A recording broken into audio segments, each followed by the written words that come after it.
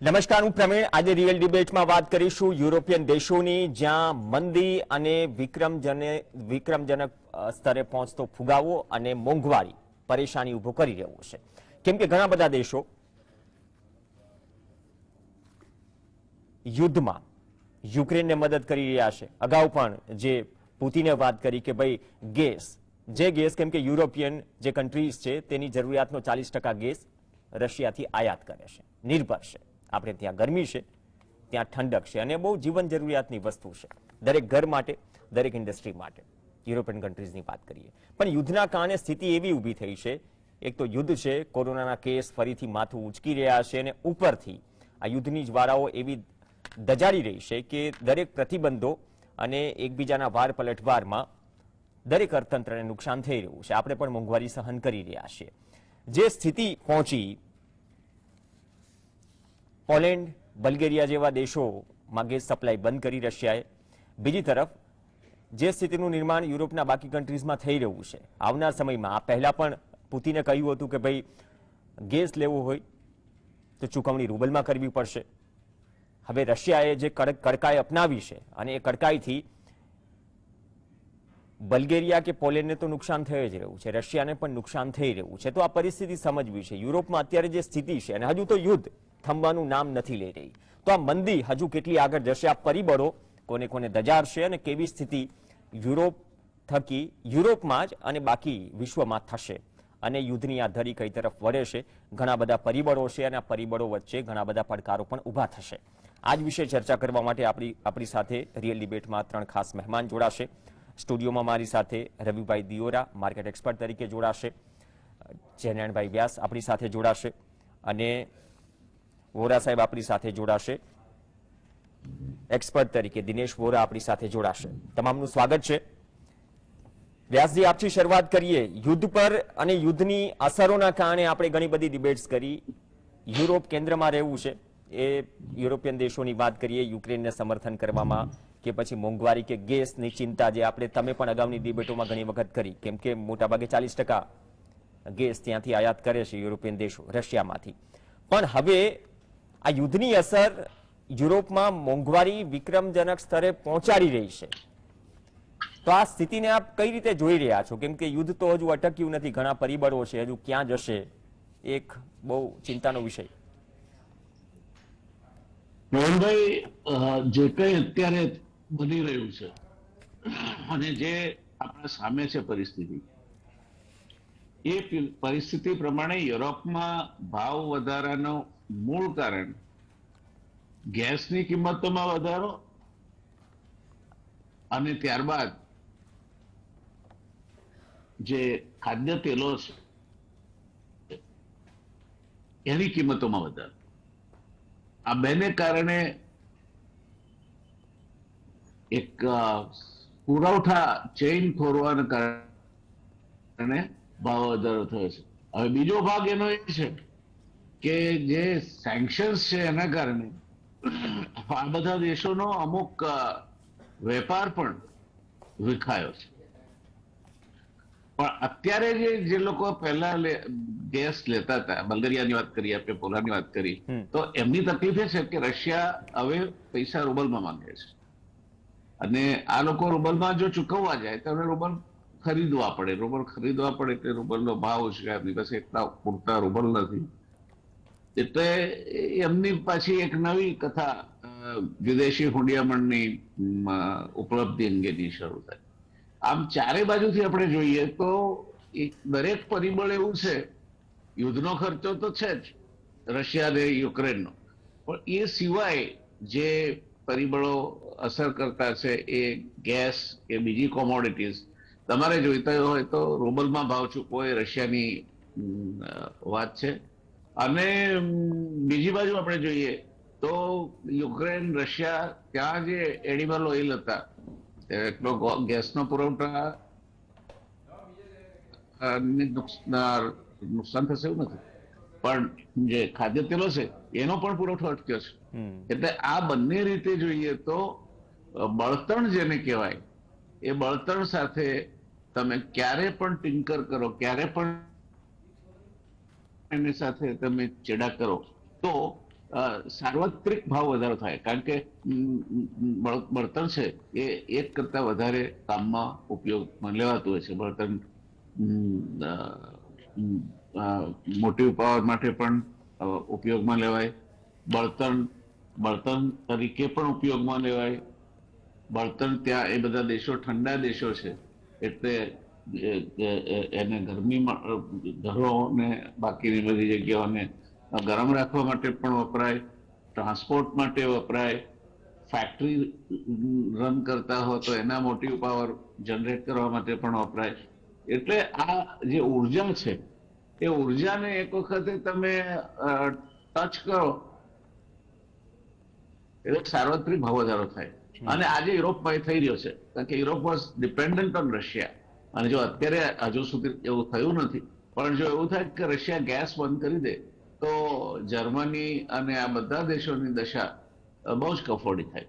કારણ કે હજુ કઈ વિન્ટર ત્યાં પૂરો નથી થયો, ઠંડી ચાલુ છે, અને તેવે વખતે જો ગેસમાં ભંગાણ પડે સપ્લાયમાં, તો એ લોકો અપાર્ટ ફ્રોમ ધી કોસ્ટ એ લોકો અસુવિધા પણ અનુભવે અને કદાચ ઠંડીમાં ફરી જવાથી કેટલાક મૃત્યુ પણ થાય. એટલે આ અત્યાર સુધીનું છે, આગળ આ દિશામાં જઈ શકે છે. બીજું, આ યુદ્ધ ઘણા લોકો એવું માનતા હતા કે એકાદ મહિના કે 2 મહિનાનું કરાર છે, પછી બંધ થઈ જશે. નાટો દેશો સીધી રીતે નથી જોડાયા આ યુદ્ધમાં, પણ જે રીતે એ લોકો સપ્લાય પૂરો પાડે છે મશીનથી, એટલે આર્મામેન્ટ્સથી માંડીને દારૂગોળા સુધીનો, તે જોતા હવે આ યુદ્ધ બહુ જલ્દી પૂરું થાય એવું દેખાતું નથી, લાંબુ ચાલશે. કારણ કે બંને પક્ષે હવે એકબીજાની સામે અંકોડા ભરાયા છે, અને અંકોડા ભરાયા છે એ રીતે ભરાયા છે કે નાટો દેશોનો વલણ અને અમેરિકા અને બ્રિટનની વ્યૂહરચના એવી લાગે છે કે રશિયાને મારવું નથી, એને એવું ખોખરું કરી નાખીએ કે રશિયા ભવિષ્યમાં પછી કોઈ દિવસ પોતાના પાડોશીઓ પર હુમલો કરવાની અથવા તો નાટોમાં કોઈને દાખલ થવું છે તો એને રોકવાની આવા કોઈ પ્રયાસ ના કરે. એટલે આ જે સેન્કશન્સ છે તે સેન્કશન્સ ધીરે ધીરે રશિયાની અર્થવ્યવસ્થાને ખોખરી કરવા ના ઉપયોગ માટેના છે, પણ એ એક તરફી થાય નહીં. કારણ કે અત્યાર સુધી આપણે હંમેશા એ વાત કરતા આવ્યા છીએ કે દ્વિપક્ષીય વ્યાપાર છે આપણે, we are in the era of globalisation. એટલે હિસાર્થે ઉસાથલે, ક્યાંક ટ્રેડ સરપ્લસ છે તો ક્યાંક ડેફિસિટ છે. આપણે દાખલા તરીકે આપણે ફિસ્કલ ડેફિસિટ માં જીવીએ છીએ. ચાઇના સાથેનો આપણો વેપાર બહુ વધારે છે. China is our largest trading partner, પણ એ વેપાર મોટા ભાગનો તો ખાદ્ય તરફી છે. એટલે આ પરિસ્થિતિમાં શું થશે એ જોઈએ આપણે, તો આ જે ઘટના યુરોપમાં ઘટી રહી છે એ હજુ આગળ વધશે ને એશિયામાં પણ ફેલાશે. કારણ કે બળતણ બધાને જોઈએ છે, તો બળતણ માટે ખાસ કરીને આ જે ગેસ વાપરે છે એ લોકોને તકલીફ પડે. ગેસ વાપરનારા જે દેશો છે એમણે ઇન્ફ્રાસ્ટ્રક્ચર ઊભું કરેલું છે, ઇન્ક્લુડિંગ ચાઇના. એટલે રશિયા એમને પુરવઠો પૂરો પાડશે ત્યાં સુધી એ લોકોને કોઈ તકલીફ નથી પડવાની. પણ બીજા દેશોમાં મોંઘવારીની અસર તો થશે. એટલે યુરોપ પછી કદાચ જો ચીન અત્યારે મોંઘવારીનો સામનો કરી રહ્યો છે, ઇન્ફ્લેશનનો સામનો કરી રહ્યો છે, નેપાળ અને શ્રીલંકાની સ્થિતિ તો આપણે વિચારી ન શકીએ એટલી અર્થવ્યવસ્થાની ખરાબ છે. પાકિસ્તાનની કઈ સારી છે એવું તો છે નહીં. Afghanistan gone case. તો આપણે એશિયાની વાત કરીએ તો શરૂઆતનો એશિયા જે છે એને આ લોકો મોંઘવારી પોતાના જડબામાં જકડી લે એવા દિવસો દૂર નથી દેખાતા. એટલે આ બધું જોઈએ તો અત્યારે આપણે યુરોપની ચર્ચા કરીએ છીએ, યુરોપની ચિંતા કરીએ છીએ, બટ ટાઈમ વિલ કમ કે જ્યારે મોંઘવારી અને ફુગાવો, એટલે ફુગાવો કે મોંઘવારી either way they mean the same, તો એ લોકોને જે નડશે એ આ નડશે. ઘઉં બાબતમાં પણ અત્યારે ચિંતાજનક સમાચાર છે, જે પ્રવીણભાઈ આપણે મોડા વેલા ચર્ચા કરીશું. પણ આ વર્ષનો ઘઉંનો પાક ધાર્યા પ્રમાણેનો નથી. આ ગરમી પડી એટલે ઘઉં ચીપડી થઈ જાય, સાવ ચીપ જેવા થઈ જાય, એટલે એ વજનમાં ના પકડે અને એનો દળ પણ ના આવે, એટલે ખાવામાં પણ એટલા મીઠા ના લાગે. અને એને કારણે અત્યારે ઘઉંને લાગે છે ત્યાં સુધી કદાચ આપણા જે આશાસ્પદ અંદાજો હતા એ કદાચ આવતી સાલ પણ નહીં સાચા પડે.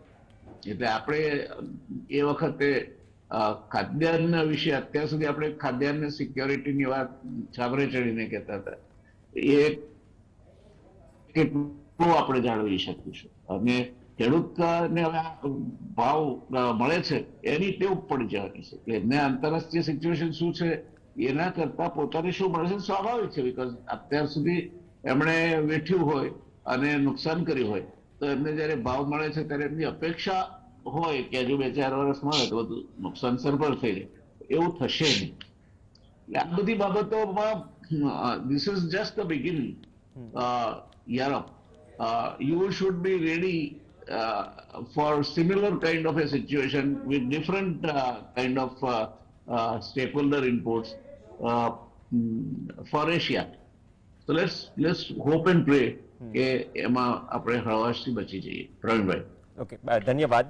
રવિભાઈ, જે વ્યાસજીએ જે ચિંતા તરફ ઇશારો કર્યો કે આ તો શરૂઆત છે યુરોપમાં, ઘઉંની પણ વાત કરી કે ભાઈ એ પછી આગળ ચર્ચા કરીશું આપણે કે જે એક્સપેક્ટેશન કે ગોલ હતા એમાં આપણે ખરા નથી ઉતરી રહ્યા ગરમીના કારણે. પણ જે પરિબળોની વ્યાસ સાહેબે ચર્ચા કરી યુરોપ પૂરતી અને એશિયા પણ એમાંથી બાકાત નહીં રહે, એ ચિંતાનો વિષય છે. હવે આ વિક્રમી મોંઘવારી જે છે તેમના માટે જવાબદાર પરિબળોની તો આપણે ચર્ચા કરી, પણ આ પરિબળો ક્યાં સુધી ચાલુ રહેશે એ પણ એક બહુ મોટો મુદ્દો છે. કેમ કે હજુ સાહેબે જે વાત કરી કે એમ માનતા હતા કે યુક્રેન રશિયાનું યુદ્ધ તો 15 દિવસ મહિનામાં તો સમાપ્ત થઈ જશે, પણ હજુ એ થંભાનું નામ નથી લઈ રહ્યું. એટલે આ પરિબળો ક્યાં સુધી ચાલુ રહેશે? જરૂરથી વ્યાસે ઘણી ડિટેલમાં ચર્ચા કરી કે નેચરલ ગેસ હોય કે એનર્જી રિસોર્સિસમાં શું પ્રોબ્લેમ છે, શું અત્યારે તકલીફ ચાલી રહી છે. પણ એક કહેવત ઘણી રિલેટ થાય છે યુરોપની ઇકોનોમીને. એની એક કહેવત છે કે બડે મહેંગે કિરદાર હે જિંદગી મેં સાહિબ, સમય પર સબકે ભાવ बढ़ते जाते. તો જ્યારે જ્યારે સમય પર જોઈએ તો યુરોપ કંઈ ને કંઈ 8-10 વર્ષે કોઈ ક્રાઇસિસમાં ફસાયું છે. એના સમય પર જ્યારે 2008ના ક્રાઇસિસ એ પહેલા જે યુરોપમાં જે હોમ સેલ્સ, જે ઘરના સેલ્સ વધ્યા અને એના હિસાબે જે ભાવો એટલા રેકોર્ડ પર પહોંચ્યા અને એના ઉપર એની કંપનીઓ ફાઇનાન્સ કરું, આ ફાઇનાન્સ ત્યાંની કંપનીઓ કરું, યુરોપની કંપનીઓ સિવાય યુએસની કંપનીઓ પણ ત્યાં ફાઇનાન્સ કરું, અને સડનલી જે મોટા ગાબડા રિયલ એસ્ટેટમાં આવ્યા અને એના હિસાબે યુરોપમાં ઘણા દેશો એ વખતે ઉઠવાની સ્થિતિમાં હતા. હાલાકી જે ગ્લોબલ માર્કેટમાં મોટી લિક્વિડિટીના હિસાબે $8-9 ટ્રિલિયન લિક્વિડિટી બધાએ થઈને ઠાલવી, અને આના હિસાબે યુરોપ 2012-13માં આ એક સ્ટેબિલિટી તરફ આવ્યું. હજી પણ એ સ્ટેબિલિટી તરફ કોવિડ પહેલા આવ્યું હતું. કોવિડ પહેલા જોઈએ તો યુરોપના ડેટા ઘણા સ્ટ્રોંગ હતા. તમે એના મેન્યુફેક્ચરિંગ પીએમઆઈ જો, સર્વિસ પીએમઆઈ જો, મીન્સ હું યુરોપને ઘણા ક્લોઝલી ટ્રેક કરું છું વર્ષોથી. તો યુરોપ એક્ઝેક્ટ જોઈએ તો 2019 એના માટે સુવર્ણ વર્ષ હતું. પરંતુ ફરીથી 2019માં આ કોવિડના જે તકલીફના હિસાબે યુરોપમાં ક્રાઇસ આવ્યા. કોવિડ પછી યુરોપનો હાથ ઉપર હતો, કારણ કે યુરોપ ઘણા એવા મીન્સ કે પોતે એના ટ્રેડ નેગોશિએશન કર્યા, ઘણા એવા દેશો પર એને પોતે, નહીં તો આજ સુધી યુરોપ કોઈ ઉપર એન્ટી ડમ્પિંગ ડ્યુટી નથી નાખતું, પરંતુ આ કોવિડ પછી યુરોપે ઘણા દેશો ઉપર એન્ટી ડમ્પિંગ નાખી. અને અત્યારે તકલીફ એ છે જેની ઉપર એન્ટી ડમ્પિંગ હતી દેશોએ સપ્લાય બંધ કરી દીધી, તો યુરોપ ફરીથી ક્રાઇસિસમાં સપડાયું. જો તમે ઇકોનોમિક હિસ્ટ્રી ઓફ યુરોપ, એક ચાર્લ્સ કોલ અને સેફર્ડની બુક છે, એમાં આ જ પરિસ્થિતિનો ઉલ્લેખ થયો છે 1920s થી, અને એને 1600 થી મીન્સ 1600ની સાલથી આનો ઉલ્લેખ કર્યો છે. જ્યારે જ્યારે યુરોપમાં કંઈ પણ પોઝિટિવ થયું છે એની પછી યુરોપની હિસ્ટ્રી જ નેગેટિવ છે. આનું રીઝન શું છે? યુરોપની લાઈફસ્ટાઈલ. હવે તમે આજે ગૂગલમાં જે સર્ચ કરજો કે ટોપ 10 જે દેશો છે જેમાં સૌથી હાઈએસ્ટ ક્વોલિટી ઓફ લાઈફનો રેન્ક છે, તો એમાં 8 યુરોપના દેશો હશે. ટોપ 10 એક્સપેન્સિવમાં 8 યુરોપના દેશો હશે. તમને જે ખર્ચ કરતા વધુ ખર્ચ કરતા દેશોમાં ટોપ 6 યુરોપના દેશો છે. સેવિંગના રેટમાં લોવેસ્ટ છે. તો એ લોકોનું જે કલ્ચર છે એ 4 to 5 ડેઝ કલ્ચર છે વર્કનું, અને બાદમાં સેટરડે સન્ડે આને વાપરી નાખવું. તો તો સેવિંગનું કલ્ચર ત્યાં નથી રહ્યું અને આના હિસાબે યુરોપ જ્યારે ત્યારે કોઈ નાજુક પરિસ્થિતિ ઊભી થાય છે એમાં પહેલા એન્ટ્રી યુરોપ કરે છે. આ વખતે હાલાકી ક્રાઇસિસ અલગ છે. આ વખતે ક્રાઇસિસ એનર્જી ક્રાઇસિસ છે અને યુરોપની રશિયાના પ્રોબ્લેમ શું છે? હવે રશિયા ફોર એક્ઝામ્પલ યુરોમાં એને પેમેન્ટ લે કે એમની દેશોની કરન્સીમાં કે ડોલરમાં પેમેન્ટ લે. હવે અત્યારે ધીમે ધીમે આ લોકો એમની અસેટ્સ કરન્સી બધું અકાઉન્ટ ફ્રીઝ કરી રહ્યું છે. તો રશિયા શું કામ ચાન્સ લે કે આમની કરન્સીમાં એ લોકો પેમેન્ટ લે? તો રશિયા કોઈ હિસાબે પેમેન્ટ ના લે, કારણ કે એને પણ પોતાની અત્યારે એક તો પરિસ્થિતિ ઘણી ખરાબ થવાની છે અને જો આગળ જતા યુરો અને ડોલરમાં પેમેન્ટ લેવાનું ચાલુ કરે અને એના અકાઉન્ટ અને અસેટ ફ્રીઝ થાય તો રશિયા પોતે ક્રાઇસિસમાં આવી જાય, સપડાઈ જાય. તો મારા હિસાબે રશિયા આ એક્સેપ્ટ નથી કરી રહ્યું, જ્યારે યુરો છે એ રબલમાં પેમેન્ટ કરવાનું એક્સેપ્ટ નથી કરી રહ્યું. જેમ વ્યાસે કીધું કે જો આ રબલમાં પેમેન્ટ થાય તો મારા હિસાબે જે રબલનો રેટ છે એ તમને ખ્યાલ હોય તો અત્યારે પ્રી વોર લેવલ પર આવી ગયું છે અને આ રબલ આનાથી વધારે સ્ટ્રોંગ થાય તો ઇનડાયરેક્ટલી આ જે ફાયદો છે એ રશિયાની ઇકોનોમીને જ મળે. તો આ એક કન્ડિશન છે જેના હિસાબે મને એવું નથી લાગી રહ્યું કે આ ઇન્ફ્લેશન જે છે એ જ્યાં સુધી નેચરલ ગેસ અને ક્રૂડના ભાવમાં કોઈ મોટો ઘટાડો આવે ત્યાં સુધી ઇન્ફ્લેશન નીચે આવવાના ચાન્સીસ નથી. હવે આપણે જે નેચરલ ગેસના ભાવ આ વર્ષે છે અત્યારે ગયા વર્ષની સરખામણીએ નેચરલ ગેસના ભાવ આપણે અત્યારે ડબલ છે. મીન્સ ગયા વખતે 300 હતા, અત્યારે 600, આજે 700 નો રેટ પણ ટેસ્ટ કરવા જઈ રહ્યું છે. તો ડબલ રેટ છે. પણ યુરોપમાં નેચરલ ગેસના ભાવ 4 ટાઈમ્સ વધી ગયા છે. હવે યુરોપના પાવર પ્લાન્ટ્સની કન્ડિશન જો તો એ ન્યુક્લિયર પાવર પ્લાન્ટ ઉપર વધારે ફોકસ કરે છે અને ન્યુક્લિયર પાવર પ્લાન્ટનું જે યુરેનિયમ છે એ લોકો યુક્રેન તરફથી આયાત કરતા હતા, ત્યાં એને કન્ડિશન ખરાબ થઈ. આ ઉપરાંત કોલસાના ભાવ પણ 4 ગણા થયા, 3.5 થી 4 ગણા યુરોપમાં છે. ક્રૂડ પોસિબિલિટીઝ ઓછી છે અને એ લોકોએ જે રીતે પેરિસ એગ્રીમેન્ટ સાઇન કરી છે એ લોકો અત્યારે હજી એને બ્રીચ નથી કરી રહ્યા. અને નેચરલ ગેસ આઈ થિંક કે જે નેચરલ ગેસ 4 ગણો ભાવ થાય તો કોઈ પણ પાવર કંપનીને ગેસ બેઝ પાવર પ્લાન્ટથી પાવર જનરેટ કરવું પોસાય નહીં. તો આ તમામ એનર્જી સંકટ છે એ આગળ જતા ત્યાંની ઇન્ડસ્ટ્રીને હેરાન કરી શકે છે.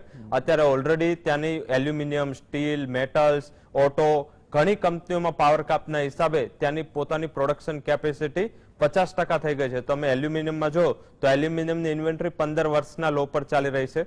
ઝિંકની ઇન્વેન્ટરી 12 વર્ષના લો પાસે છે.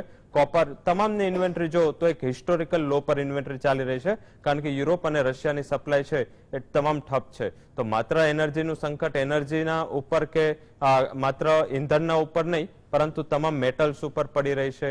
તમામ એગ્રીકલ્ચર, જેમ આપણે ગત ચર્ચામાં પણ વાત કરી હતી કે ફર્ટિલાઇઝર કોસ્ટિંગ છે એ પણ વધી રહ્યું છે. તો મારા હિસાબે A to Z તમામ ભાવ જ્યારે વધતા હોય અને આગળ જતા વોર પૂરું ના થાય ત્યાં સુધી આ ભાવ સમવાના આશંકા મને ઓછી લાગી રહી છે. તો આ બધા પરિબળોને આપણે જો સાપેક્ષમાં રાખીએ તો મને એવું લાગી રહ્યું છે કે ઇન્ફ્લેશનમાં હજી શરૂઆત છે. તમને આગળ જતા ઇન્ફ્લેશન જો ક્રાઇસિસમાં પરિવર્તિત ના થાય ત્યાં સુધી પ્રોબ્લેમ નથી, પણ જો આ રીતે વીટ છે, આ રીતે ઓઇલ છે, ગેસ છે એની શોર્ટેજ સર્જાશે તો મારા હિસાબે પહેલા તમને ફૂડ શોર્ટેજ અને ફૂડ ક્રાઇસિસમાં પરિવર્તન થતું દેખાશે ઇકોનોમીઝનું. જે પણ આત્મનિર્ભર ઇકોનોમી નથી એગ્રીકલ્ચરમાં એને હજી કપરા દિવસો જોવાના બાકી છે. ઓકે, કપરા દિવસો જોવાના બાકી છે. આ શરૂઆત છે મોંઘવારીની અને પરિબળો ક્યાં સુધી ચાલશે અને આ પરિબળો હજુ પણ કેટલા પડકારો ઉભા કરશે તે અનિશ્ચિતતા છે, નિશ્ચિત નથી. એટલા માટે સ્થિતિ ગંભીર છે ને એટલા માટે જ આપણે ચર્ચા કરી રહ્યા છીએ. એવું નથી કે યુરોપની વાત કરી રહ્યા છીએ, આપણે લાગે નકર વળગે. આપણે જોઈ જ રહ્યા છીએ શું સ્થિતિ છે મોંઘવારીની. દિનેશજી પાસે જઈશું અને આ પરિસ્થિતિને વધુ સારી રીતે સમજીશું કે આ યુદ્ધના હાકલા પડકારા વચ્ચે જે સ્થિતિ ઊભી થઈ છે આવનાર સમયમાં કેટલી લાંબી ચાલશે. બ્રેક બાદ દિનેશજી પાસે જઈશું, ચર્ચા આગળ વધારીશું.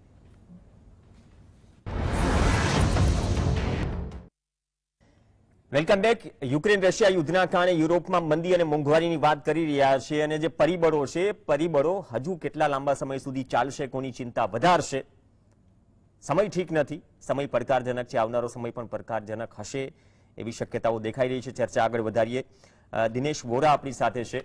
दिनेश जी, व्यास जी ने और रवि भाई ने जो बात की कि मतलब अभी वक्त संभलने का है और वक्त मतलब पैरामीटर से अगर और जुड़ेंगे तो वक्त थोड़ा खराब रहेगा आगे के दिनों में भी। लेकिन जो रशिया ने मतलब गैस का स्टॉक मतलब रोक दिया, पोलैंड की बात की हमने, बल्गेरिया की बात की, तो ये डिसीजन से सर इन दोनों कंट्रीज को क्या मतलब असर होगा और साथ ही साथ रशिया को भी, क्योंकि रशिया को भी स्टेबल और मजबूत रहना इकोनॉमिकली, इसलिए तो रूबल की बात की। सभी को मेरा नमस्कार। आपने जो प्रश्न किया, प्रश्न तो बहुत वाजिब है, लेकिन उसको थोड़ा सा कॉन्टेक्चुअल वे में समझने की जरूरत है। सबसे पहले एक मुझे कैफी आजमी का शेर याद आ गया, जिसको मैं सुनाना चाहूंगा महंगाई पे। ऐसी महंगाई है कि चेहरा भी बेच के अपना खा गया कोई, न वो अरमान है न वो सपने, सब कबूतर उड़ा गया कोई। ये कैफी आजमी का शेर है। अब रही बात की, इस दुनिया में एक नया जियो पॉलिटिकल ऑर्डर बन रहा है। दुनिया यूक्रेन युद्ध के बाद बदल रही है। बहुत सारे पैराडाइम्स चेंज हो रहे हैं, और ये पैदा किससे हुए हैं? ये पैदा हुए हैं एक मेस से। ये मेस यूक्रेन वॉर से पैदा हुआ है, और ये संज्ञा दी है बड़े बड़े विशेषज्ञों ने यूरोप में कि ऐसा मेस जो हुआ है अभी, ये सेकंड वर्ल्ड वॉर के बाद इकोनॉमिक मेस नहीं देखा गया है। दरअसल सेकंड वर्ल्ड वॉर के बाद जो इक्वेशंस चेंज हुई हैं सारी की सारी, उसमें कुछ ऐसी नीड्स हैं जिसको इंसान अपने पर्सनल हितों के कारण कॉम्प्रोमाइज करने की श्रेणी में आता है, जिसके कारण एक नए जियोपॉलिटिकल समीकरण बन रहे हैं। आज के बाद इस नए समीकरण में, पैराडाइम में दुनिया जो सेट होगी, उसका जो मेन मुद्दा होगा या दूरी होगी, एनर्जी नीड्स होगी, फूड की नीड्स होगी, फार्मा की नीड्स होगी, और कुछ और जिसे आप मिसलेनियस नीड्स कह सकते हैं। ये सब चीजें इसके आसपास होंगी, लेकिन सेंटर में एनर्जी होगी। इसी के कारण लोग अपनी पॉलिसी चेंज करेंगे, और इसी के कारण जर्मनी अभी भी टाल मटोल कर रहा है कि वो सबसे बड़ा बायर है रशिया से ऑयल एंड गैस का, बल्कि पूरा यूरोप उसके ऊपर चल रहा है। यहां पर एक बात हमें मॉर्गन स्टैनले के एक वर्ड याद करना होगा, जो उनकी रिसेंट रिपोर्ट है। यूरोप में एक मीनिंगफुल स्लो डाउन हो रहा है। ये मीनिंगफुल स्लो डाउन को उन्होंने एक्सप्लेन करके बताया है कि मीनिंगफुल इसलिए कि इसका जो इंपैक्ट है, ये कोई शॉर्ट टर्म इंपैक्ट नहीं है, ये लॉन्ग लास्ट इंपैक्ट है, जो पूरी की पूरी जियोपॉलिटिकल सिचुएशन को चेंज करके देगा, जो इकोनॉमिक पैराडाइम से उसे भी चेंज करते हैं। यूरोप में इस समय 7.5% का एवरेज इन्फ्लेशन है, जिसमें फूड, अल्कोहल और टोबैको का इन्फ्लेशन 6.4% है, नॉन एनर्जी फूड का 3.8% है, और सर्विसेज का 3.3%। लेकिन चौंकाने वाली बात यह है कि जो एनर्जी का उसमें जो आपका इन्फ्लेशन है 38% है यूरोप में, and it is eating in the pockets of the people in the Europe. समस्या यहां पर यह पैदा हो रही है कि जो सप्लाई चेन की डिसरप्शन है दुनिया में, वो इतनी ज्यादा महंगाई कर रहे हैं, आपके बजट को डावाडोल कर रहे हैं, आपके कंट्रीज के बजट को डावाडोल कर रहे हैं। आपने बुल्गारिया और पोलैंड को सप्लाई रोकने का रूबल के इस पे नाम लिया है। दरअसल ये सप्लाई चेन की जो क्राइसिस है इतने डीप हो चुके हैं कि यूरोप पहले से ही मंदी में जाता नजर आ रहा था यूक्रेन वॉर से पहले। इस यूक्रेन वॉर ने उस मंदी को और ज्यादा एलोब्रेट कर दिया, बढ़ा दिया है। और ठीक है, सर्विसेज में उतने डिसरप्शंस नहीं है, लेकिन हमें एक बात नहीं भूलनी चाहिए, पूरा यूरोप दो मैन्युफैक्चरिंग जायंट्स पे डिपेंड करता है, एक जर्मनी और एक दूसरा है फ्रांस। अब इनकी इकोनॉमी, जर्मनी की ऑलमोस्ट $4.5 ट्रिलियन की इकोनॉमी, और फ्रांस की भी $2.5-3 ट्रिलियन की इकोनॉमी है। ये यूरोप की इकोनॉमी के इंजन्स हैं, और जर्मनी इतना बड़ा मैन्युफैक्चरिंग जायंट है कि उसका पर ईयर का जो एक्सपोर्ट्स है वो सिर्फ रशिया को है, वो $30 बिलियन से ज्यादा के, और इंपोर्ट्स उससे भी ज्यादा है, क्योंकि एनर्जी नीड्स पूरी होती हैं। दरअसल हो क्या रहा है कि यूरोप के अंदर अपनी उनकी समस्याएं इतनी हैं, and everybody is now looking at France and Germany to bail them out. Germany धीरे धीरे अब एक थिंकिंग पे आ रहा है कि शायद मैं ईयर एंड तक अपनी ऑयल और गैस नीड्स के लिए किधर और देखूं। लेकिन ये सब कहना आसान है, दुनिया में इतनी जल्दी लिंक टूटना इतना आसान नहीं होगा किसी भी कंट्री के लिए। मैं कह रहा हूं कि जियोपॉलिटिकल सिचुएशन चेंज हो रही है, और दुनिया में हर चीज एनर्जी के आसपास घूमेगी।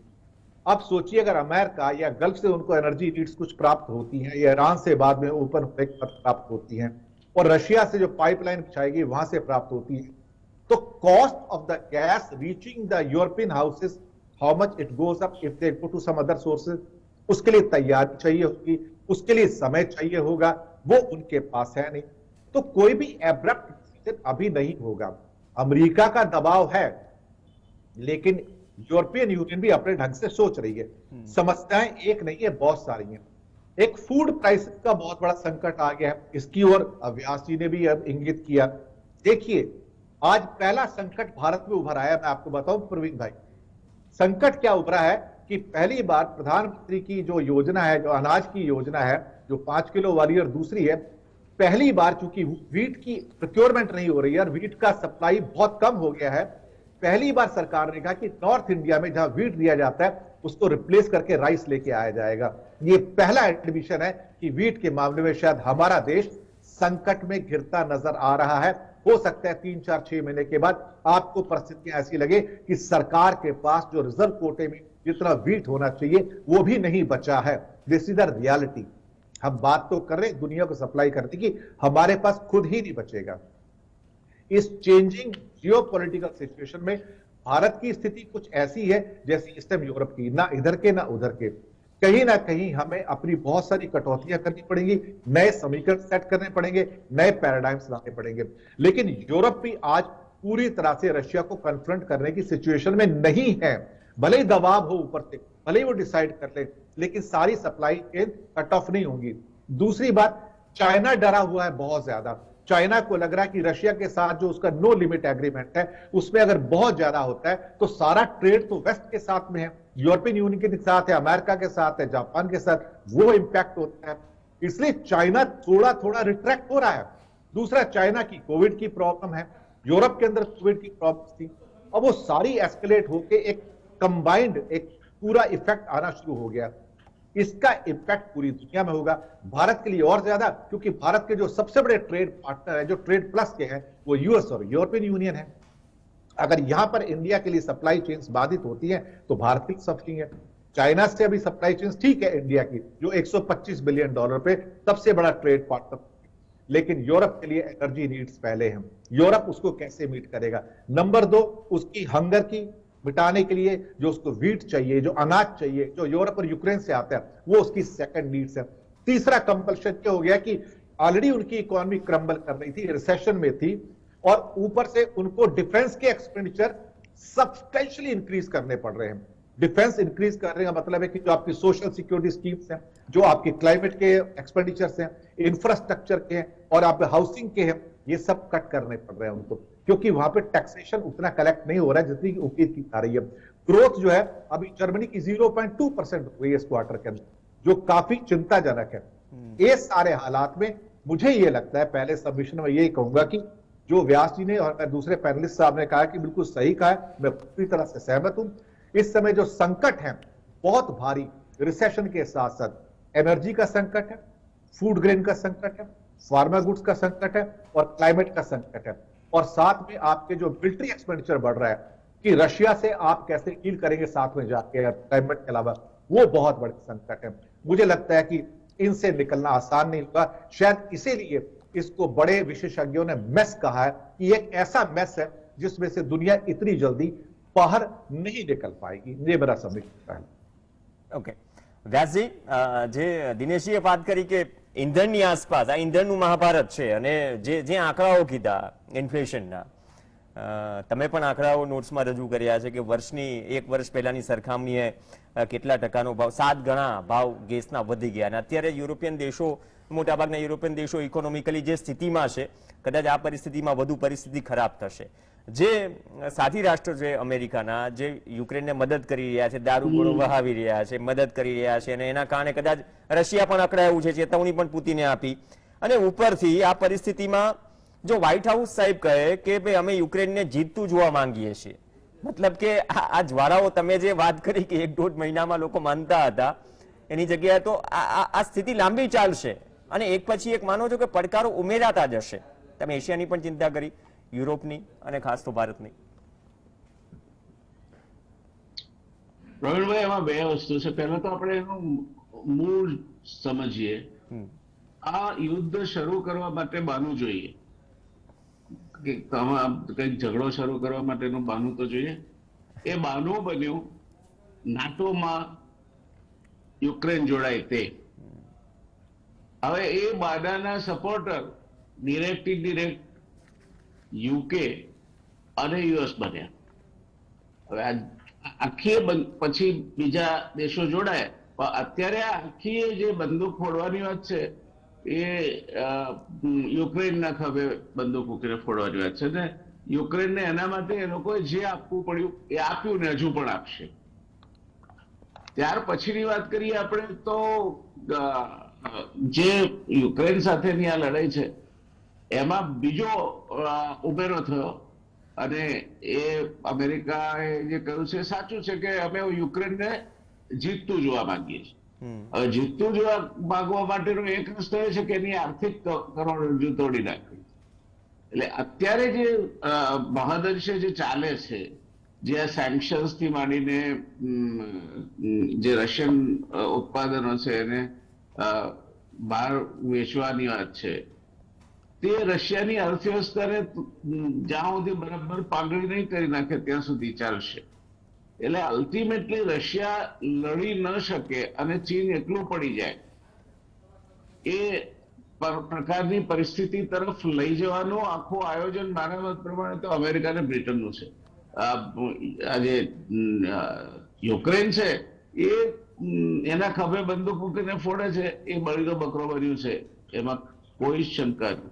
યુક્રેનને કોઈ એવો મોટો ફાયદો નથી થઈ જવાનો કે ચિંતા જ ના હોય. એટલે ધારો કે એ આગળ જઈને બધું જીતી જાય, શું કરે તો નાટોમાં જોડાય. તો નાટોમાં રોજ કઈ થોડું નાટો ખાવા આપવા આવવાનું છે. એક તો સંરક્ષણ માટેની ઉપયોગી સંધિ છે. તમે જો સંરક્ષણ માટેની ઉપયોગી સંધિ આખું વર્ષ લડતા જ રહેશો તો તમે થાશો શું? સો in the long run NATO being available to you or not being available to you, if you don't set your house in order, તમે તારું ઘર બરાબર નહીં કરો અને આ મંદિરને ચાલવા જ દેશો અને લાંબા ગાળાના યુદ્ધમાં ખેંચી જશો એને, તો તમે મરશો અને પેલી બાજુના યુરોપના બીજા દેશો મરશે. બધા એ કઈ આ સહન કરી શકે એમ નથી.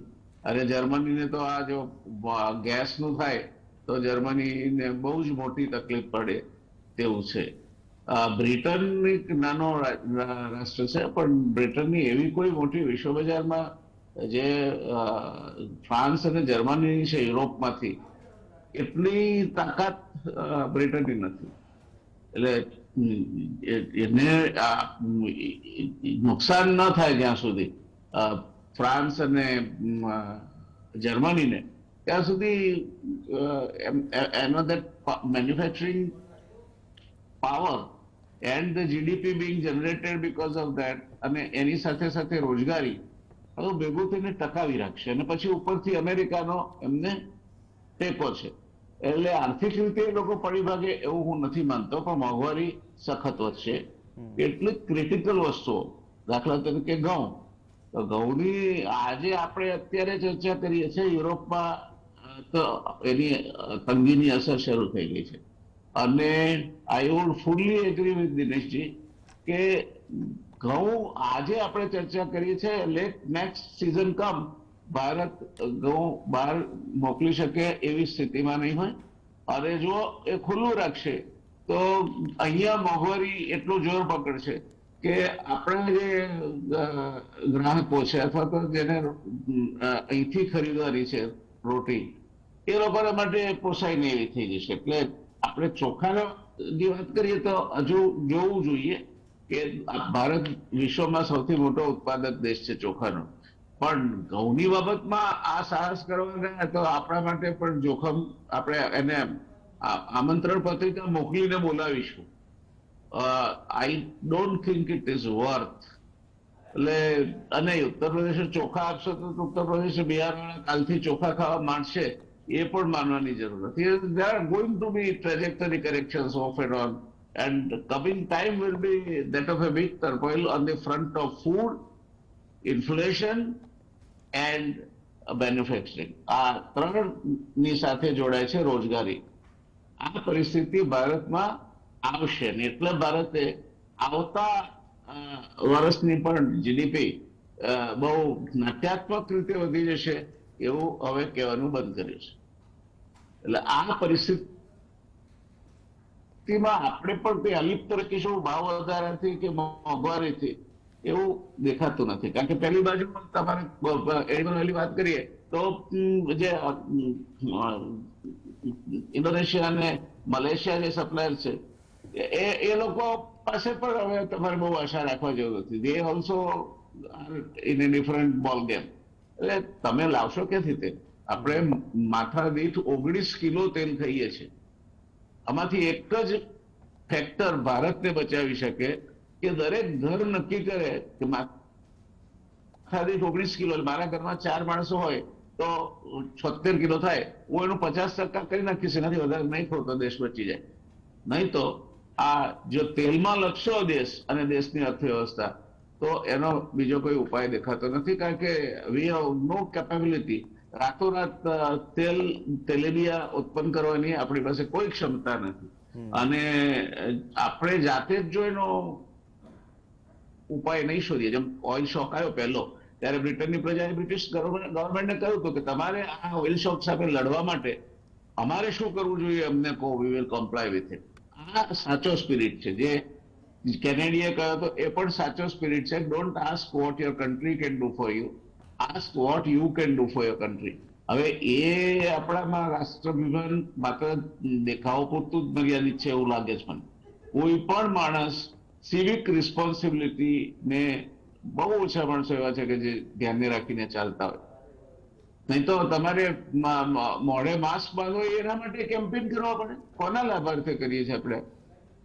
તમારી જિંદગી છે. કેટલાક લોકો એમ માને છે કે તો પોલીસ નહીં પકડે એટલે પકડવા. પોલીસ નહીં પકડે એટલા માટે હેલ્મેટ નથી બાંધવાની, પહેરવાની. પોલીસ નહીં પકડે એટલા માટે નહીં, પણ આપણે આપણો જાન ના જાય, આપણે અપંગ ના થઈ જઈએ એટલા માટે હેલ્મેટ પહેરવાની છે.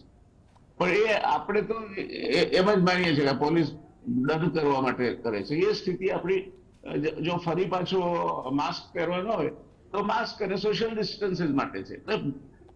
મને I am very sorry to say that મને મારા દેશ માટે ગૌરવ છે અને છતાંય આ કહેવું પડે કે વી આર, અને તે નાની પાલખીવાળાના શબ્દોમાં કેવું પડે.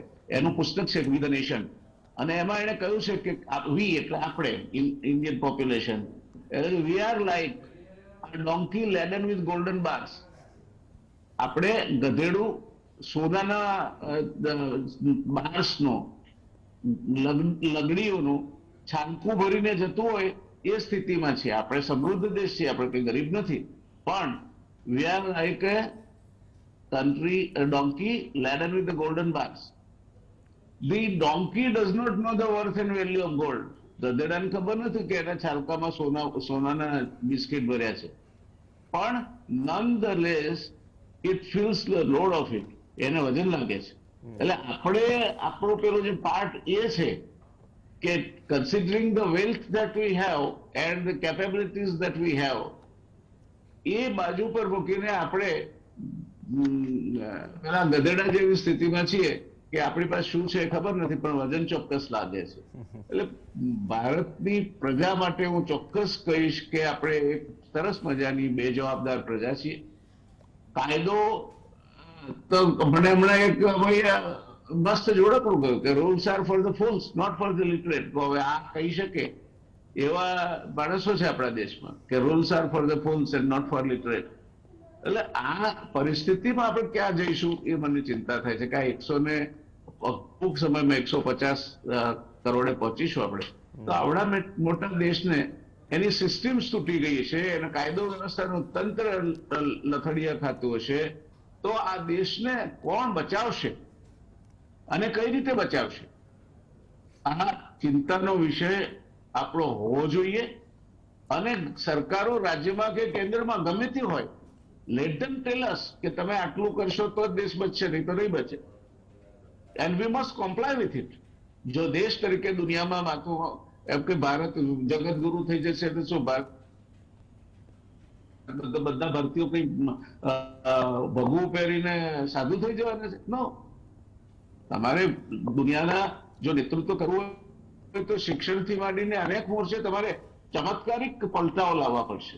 એટલે આ બધી બાબતો આપણે જોઈએ તો આવનાર સમય ની કટોકટીઓ પણ અનેક પ્રકારની હશે અને કઈ રીતે આપણે એને સામનો કરીએ છીએ તેના ઉપર આ દેશના ભાવિનો આધાર હશે. બાકી ભારત જગતગુરુ થઈ શકે, ચોક્કસ થઈ શકે, પણ એના માટેના તમારામાં સત્વ હોય તો, તમારી બલિદાન આપવાની તૈયારી હોય તો, અને બલિદાન એટલે કે ભગતસિંહ આપ્યું એ મોડેલ પર જવાની જરૂર નથી. તમે જે વાપરો છો ને એ અડધું કઈ નાખો ને તેલ, અમે અડધું જ ખાઈ. જે આયાત ઉપર આપણે ડિપેન્ડન્ટ છે, કટ ઇટ ડાઉન મર્સીલેસલી. આપણે અત્યારે પહેલા ઘરમાં એક સ્કૂટર હોય તો ચાલી જતું હતું, અત્યારે ઘરમાં 3-4 કાર રાખીએ છીએ કારણ કે બેંકની લોન સરળતાથી મળે છે. એટલે આપણે આપણી સુવિધામાં ક્યાંય કાપ નથી મૂકવો. એર કન્ડિશનર સૌથી વધારે અહીં વેચાય, ગાડીઓ સૌથી વધારે અહીં વેચાય, અને પછી આપણે પેટ્રોલ અને ડીઝલના ભાવની ચિંતા કરીએ તો બે તો વસ્તુ કઈ રીતે બનશે? So let us understand this thing કે આજે યુરોપમાં જે આવી છે જે મોંઘવારી, એ હવે નેક્સ્ટ વારો તમારો આવવાનો છે, એશિયાનો આવવાનો છે. એ કઈ ત્યાં યુરોપમાં આરામ નથી કરવાની. It is going to move towards you. અને તે વખતે શું સ્થિતિ હશે આપણી, એ મને લાગે છે ચિંતાજનક બાબત છે. અને દેશના હિતમાં જે લોકો વિચારતા હોય એમણે ગંભીરતાથી આ બાબત અંગે વિચારવું જોઈએ.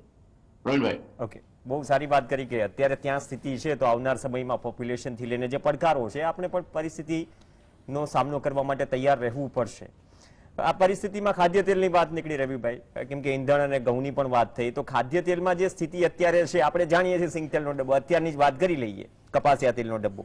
હવે યુક્રેન રશિયા પાસેથી જે ખાદ્ય તેલનો પુરવઠો અટકી જતા વિશ્વના બજારમાં જે ખાદ્ય માર્કેટમાં જે ઉછાળો આવ્યો છે રવિભાઈ, તેના પરિણામે મોંઘવારી પણ વધી છે, આપને દેખાઈ પણ રહી છે, સૌ કોઈ અનુભવી રહ્યા છે. હવે આ પરિસ્થિતિ આપના મતે સુધરવાની શક્યતા ક્યારે અને કેટલી? આ તમામ પરિબળો જ્યારે ઘટી રહ્યા છે, વ્યાસ સાહેબે પણ ચિંતા વ્યક્ત કરી. જરૂરથી આપણે લાસ્ટ જ્યારે શો કરો ત્યારે હજી અવઢવમાં હતું ઇન્ડોનેશિયા કે બેન મૂકો કે નહીં, પરંતુ આપણે એની ચર્ચા જરૂરથી કરી કે આજે આ એક ટ્વીટ ઉપર આપી છે.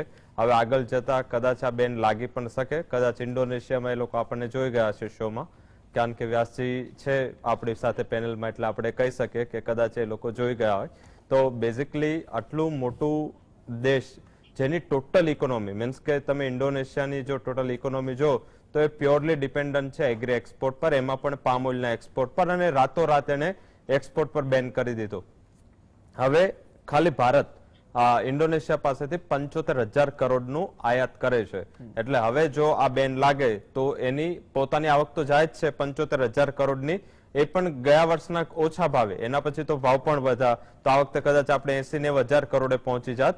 તો એવું એને ટોટલ જે એક્સપોર્ટ 1,70,000 કરોડનું છે એનું ઇન્ડોનેશિયાનું, એને સદંતર બંધ કરી દીધું. હવે આટલું મોટું ઇકોનોમિક ઇફેક્ટ એ લઈ શકે એવું છે નહીં, એની પાસે એવી કેપેબિલિટી નથી. પણ એ લોકો પણ જેમ આપણે ગઈ ચર્ચા કરી હતી કે એ લોકોને પણ આમાં કઈ ફાયદો જોઈતો હશે, એટલે એમને અત્યારે ટેમ્પરરી એના ઉપર બેન મૂકી દીધો. હવે એ ત્યાંની ગવર્મેન્ટની એક પોલિટિકલ કન્ડિશન હતી, ત્યાંની આપણે ઘણી વિસ્તૃત લાસ્ટ ટાઈમમાં ચર્ચા કરી હતી. વ્યાસજીએ પણ ગયા શોમાં આના ઉપર ઘણું ફોકસ કર્યું હતું. તો મારા હિસાબે આ પરિસ્થિતિ છે હજી આપણને દેખાઈ નથી. આનો એક જ જે માત્ર ઉપાય છે કે કન્ઝમ્પશન ઓછું થાય. જેમ આપણે હજી તમે જોશો તો પહેલા જે આપણે તેલ ખવાતું આટલું તેલ બધા હવે ઓઇલ ફ્રી ઉપર ગયા છે, છતાં આટલું મોટું કન્ઝમ્પશનનો આંકડો છે. આઈ થિંક કે ઘણું વિચારવા લાયક છે. મીન્સ કે 19 કિલો તો ઘણો મોટો આંકડો કહેવાય. અને આટલું મોટું જો પર કેપ મીન્સ કે પર માથા દીઠ આટલું મોટું કન્ઝમ્પશન હોય તો એને સદંતર રોકવું કે એને સદંતર ઓછું કરવું એ આપણા નેચરમાં નથી. જાપાને વિશ્વ યુદ્ધમાં જે અમેરિકા એના ઉપર હુમલો કર્યો પછી સોય પણ નથી લીધી, યુએસના પાસેથી ઇમ્પોર્ટ નથી કરી, એટલે ટોટલ પોતાની જરૂરિયાતો છે એ પોતે ઊભી કરી, પોતે ત્યાં આગળ ગયું. ચાઇના જેના એક યંગ જનરેશન છે એ સોશિયલ મીડિયામાં અને ગેમિંગમાં ફસાયું એને ત્યાં રાતોરાત આ ગેમિંગ બંધ કરી અને કોઈ પણ મીન્સ કે થયો હશે વિરોધ પણ કોઈ પણ વિરોધ ના થયો અને આઈ થિંક કે ત્યાં ગેમ અને ઘણી એવી એપ્સ પર એમને બેન લગાવી દીધો. આપણે હજી ટ્વીટ રીટ્વીટમાં કોઈ એક સેલિબ્રિટી ટ્વીટ કરે છે, આપણે એની થોડા સમયમાં એની ઉપર લાખો ટ્વીટ થઈ જાય છે. આપણે બસ આમાં છીએ. આપણે દેશની ઉપર, ઇકોનોમી ઉપર, સેવિંગ ઉપર, ફાઇનાન્શિયલ પ્લાનિંગ ઉપર આપણે વિચારતા નથી. એટલે જ્યાં સુધી આ લાંબા સમયનો વિચાર આપણી પાસે નહીં હોય ત્યાં સુધી આઈ થિંક આવી પરિસ્થિતિ તો આજે એને બેન કર્યો છે, કાલે ઉઠાવી પણ લેશે. એવું નથી કે એ લાઈફ ટાઈમ બેન રાખશે, પણ આ બેન કર્યું છે એનામાંથી શીખ આપણને નથી મળતી. આપણે જેવું રિસ્ટોર થઈ જશે અને જેવું આપણે અહીંયા ચાલુ થઈ જશે તો જેમ ગઈ શોમાં જયનારાયણજીએ કીધું હતું કે આપણે એડજસ્ટ કરતા લોકો છે, આપણે એમાં એડજસ્ટ કરી લઈશું કે હવે ફરીથી વધતો ભાવ આપીશું પણ એડજસ્ટ કરી લઈશું. તો આ એડજસ્ટમેન્ટ વાળી ઇકોનોમી ક્યાં સુધી ચાલશે? આપણે જો ગ્લોબલ લીડર થવું છે અને વિશ્વ આખાનું ઇન્વેસ્ટમેન્ટ આપણે ભારતમાં લાવવું છે તો આપણે હજી આપણા દેશ ઉપર કે આપણા કામ ઉપર આપણે આટલા પ્રતિબદ્ધ નથી. આપણે શું છે કે પૈસા ખર્ચવા છે મારુતિ 800 ના અને આપણે સવારી કરવી છે મર્સિડીઝની. આ આપણી ઇન્ડિયન ઇકોનોમી અને આપણા માનસ આ એક છે કે ખર્ચ કરવો છે લાખ રૂપિયા અને આપણે રિવોર્ડ જોઈએ છે 1 કરોડનો. તો ક્યારે પોસિબલ નથી. એક ઇકોનોમીમાં એક વર્ડ છે રિસ્ક ઇઝ અ રિવોર્ડ, કે લાખ રૂપિયાનું રિસ્ક લો તો લાખ રૂપિયા મળે, પછી કરોડ રૂપિયાનું રિસ્ક લેવા જાવ તો લાખ પણ જાય. જે ગાંઠનું ગોપીચંદન વાળું છે કે ગાંઠનું ગોપીચંદન પણ જાય. તો આઈ થિંક તો બેઝિક આ એક મોટી પરિસ્થિતિ છે અને આના ઉપર ડેફિનેટલી હવે ભારત સરકાર આટલી મોટી મીન્સ કે આપણે આયાત કરતા હતા, આપણે મલેશિયા પરથી એકવાર ઇમ્પોર્ટ બંધ કર્યું હતું પણ ઇન્ડોનેશિયા તરફથી આપણે ક્યારેય ઇમ્પોર્ટ બંધ નથી કર્યું. આટલી વિકટ પરિસ્થિતિ ઉભી થઈ છતાં આપણે ઇન્ડોનેશિયાને અહીંથી ફાર્માસ્યુટિકલ્સ, ડ્રગ્સ આ તે બધું આપ્યું છે, મેટલ્સ આપી છે, પણ છતાં એ લોકોએ આપણા ટ્રેડ રિલેશનને વિચારવા વગર રાતોરાત બંધ કર્યું. હવે આપણી પરિસ્થિતિ કેવી છે? અત્યાર સુધી જે વીટનું એક્સપોર્ટ હતું ઘઉંનું એ માત્ર કંડલા પોર્ટ પરથી વધુ થતું હતું, મોટા ભાગનું ત્યાંથી થાય છે. હવે મુંબઈ પોર્ટ, મહારાષ્ટ્ર પોર્ટ પણ આના ઉપર એક્ટિવ થઈ ગયું છે, ત્યાંથી પણ એક્સપોર્ટ થયું છે. ડોમેસ્ટિક જે ભાવ છે આપણો 2350 થી લઈ 2400 આસપાસ મેક્સિમમ સારી ક્વોલિટી ઘઉંના ભાવ વેચાય છે. આપણે જો એને એક્સપોર્ટ કરીએ તો આપણને 3000 સુધી મળે છે.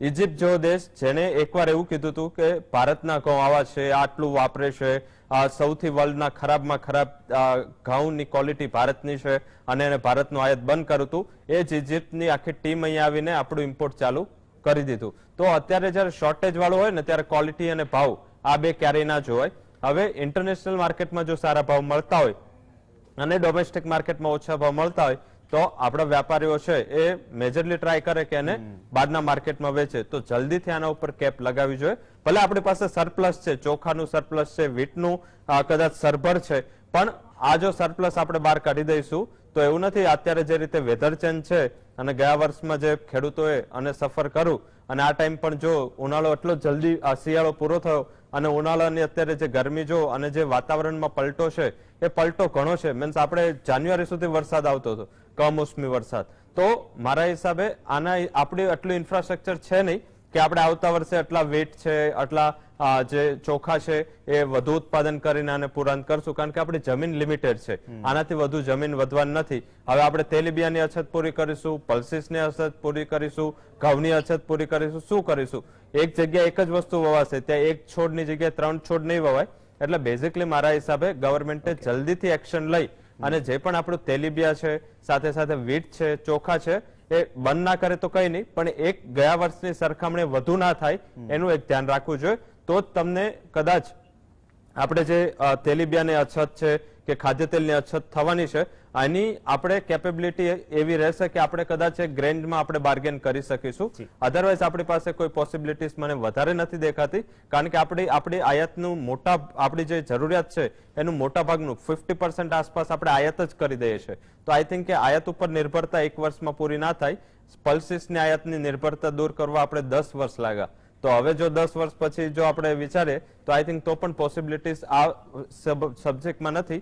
તો આઈધર આપણે ઓછું કરવું પડશે કન્ઝમ્પશન કે પછી મોટા અને મોંઘા ભાવ ચૂકવવા તૈયાર રહેવું પડશે. ઓકે, બહુ સારી વાત કરી. કાં ઓછો વપરાશ કરો અથવા તો વધુ ભાવ ચૂકવવા માટે तैयार रहो. दिनेश जी, जहां तक खाद्य तेल की बात की जाए तो यूरोप के अलावा विश्व के काफी सारी देशों ने मतलब रेशनिंग शुरू किया उसके ऊपर. आपने चीन का भी जिक्र किया.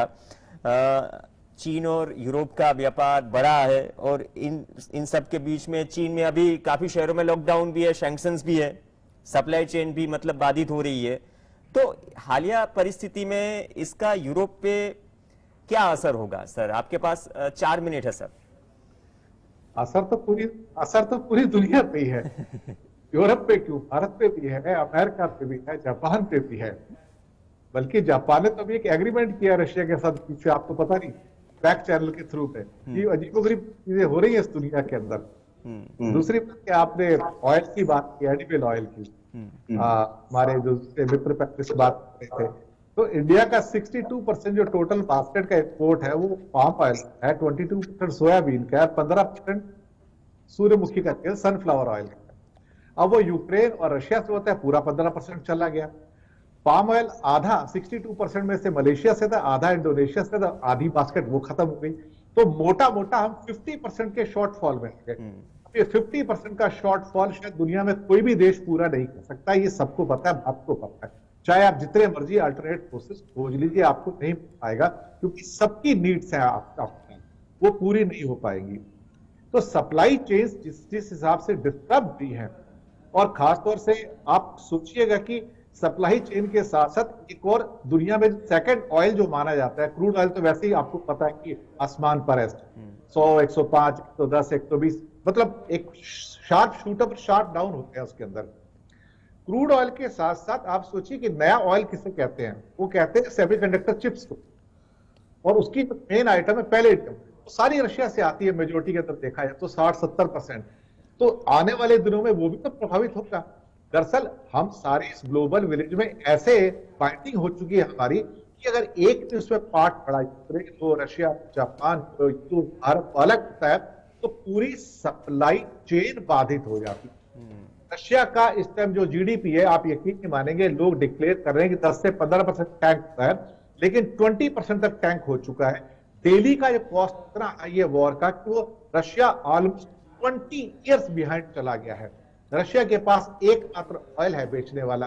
अब दूसरी बात यह है कि अगर ऑयल की सप्लाई भी रोक दी तो यूरोपियन यूनियन तो बर्बाद होगा ही, रशिया भी साथ में बर्बाद हो जाएगा, और पूरी दुनिया में जो उसका इंपैक्ट होगा, जो ट्रेमर्स होंगे, ये बड़ा भूकंप होगा 8 से 9 रिक्टर स्केल वाला, जिसको शायद हम भी सहन नहीं कर पाएंगे। और जो फूड ग्रेन की प्राइस 80 करोड़ के करीब करीब आदमी, वर्ल्ड फूड प्रोग्राम का कहना है कि they may go to hunger this year, और उसमें बड़ी संख्या भारत की है। भूलिएगा मत, अभी तो उनको 5 किलो अनाज मिल रहा है, लेकिन वीट की शॉर्टेज होने जा रही है बहुत जल्दी, आप देखेंगे, क्योंकि वीट को रिप्लेस किया आज ही भारत सरकार ने राइस से, नॉर्थ इंडिया के उसमें, कि राइस फालतू है तो उसको रिप्लेस कर दे, वीट को कंजर्व करें, क्योंकि कलेक्शन 50% भी नहीं होगा और हम एक टेरिबल सिचुएशन में आने जा रहे हैं। ये ट्रेमर के साइंस है, वार्निंग साइंस है, पढ़ लेने चाहिए। 2-3 चीजें हैं जो मेन पॉइंट्स निकलते हैं, जिसकी जो विशेषज्ञों ने भी कहा है कि डिसरप्शंस बहुत सीरियस किस्म के हैं दुनिया में। कॉस्ट ऑफ लिविंग का क्राइसिस है, ये नंबर 2 पॉइंट है। नंबर 3 है कि हम पॉजिटिव रहें लेकिन बहुत ज्यादा कॉशियस रहें, क्योंकि कहीं से भी कोई भी सप्लाई चेन बाधित होगी। जर्मनी के लॉसेस 2024 तक के $400 बिलियन के मैन्युफैक्चरिंग में लॉसेस आएंगे, और 18 महीने बहुत क्रूशियल होंगे दुनिया के। भले ही वॉर रुक जाए तो भी 18 महीने क्रूशियल होंगे, क्योंकि सैंक्शंस नहीं जाएंगी। मैं आपको बताऊं, यूरोप में वेजेस अप में 1%, इन्फ्लेशन इज अप 8%, तो their savings have been now gone actually out of the window. के पास स्पेयर मनी नहीं है खर्च करने वाला। फिर घूम फिर के बात ये आती है, we are into the grand mess. मैं आपके समय का ध्यान रखूंगा, 4 मिनट का जी sir, we are in the grand mess, जो विशेषज्ञ कह रहे हैं। इस मेस में से निकलना आसान नहीं होगा, और मैं यकीन दिला दूं, ये वॉर खत्म होने के बाद भी ये मेस जारी रहेगा, ये इतना जल्दी नहीं जाने वाले का। प्रवीण जी बहुत ही अच्छी बात की कि वॉर अगर खत्म हो गई उसके बाद भी रिवाइव इकोनॉमी कोई भी करती है तो समय लगता है, लेकिन एक बात બહુ કોમનલી નીકળી કે જે આપણે વસ્તુઓ મતલબ આરોગ્ય છે અથવા તો ઉપયોગ કરીએ છીએ તે વસ્તુઓનો ઉપયોગ ઘટાડવો પડશે। જે પરિસ્થિતિ છે યુરોપ સામે, કાલ સવારે આપણે બારણે પણ ટકોરા મારીને ઊભી રહે તેવી સ્થિતિ છે। અત્યારે તો સામનો કરી જ રહ્યા છીએ ફુગાવા કે મોંઘવારીનો। તો આ પરિસ્થિતિ, યુદ્ધની પરિસ્થિતિ, ઈંધણનો ખેલ આવનાર સમયમાં પડકારો ઊભા કરશે, અને એ પડકારો પહેલા આયોજન કરવું પણ જરૂરી છે અને ચર્ચા કરવી પણ જરૂરી છે, કેમ કે આ ચિંતાનો વિષય છે. ધન્યવાદ વ્યાસજી, દિનેશજી અને રવિભાઈ રિયલ ડિબેટમાં ચર્ચામાં જોડાવા માટે. આ સાથે ચર્ચામાં હાલ બસ આટલું જ. નમસ્કાર.